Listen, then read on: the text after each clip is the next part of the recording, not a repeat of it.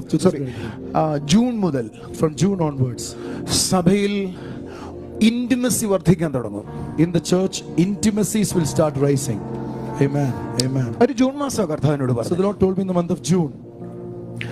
ആ ദിവസം മുതൽ എല്ലാ ദിവസവും From that day, every day, എന്നെ ഒരു ഏഞ്ചൽ വിസിറ്റ് ചെയ്യും. there was an angel visiting me. ഒരു ഏഞ്ചൽ എന്ന് പറഞ്ഞാൽ ഒക്കത്തില്ല. I should not say one angel. എന്റെ കൂടെ ഏകദേശം 11 ഏഞ്ചൽ ശുശ്രൂഷിക്കാനുണ്ട്. 11 angels are there with me to minister. 11 departments. 11 departments.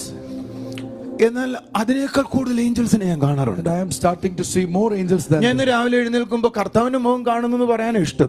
I like to say that. എന്റെ കൂടെ നിൽക്കുന്ന ഏഞ്ചലിന്റെ മുഖം കണ്ടാൽ ഞാൻ എന്നും എഴുന്നേൽക്കുന്നേ. I like to say that I want to see the face of Jesus, but every day morning when I wake up I see the angel with me and then I wake up. ഞങ്ങളുടെ ചർച്ചിനകത്തുണ്ടായ മാറ്റം ഭയങ്കരമാണ്. The church change which was great.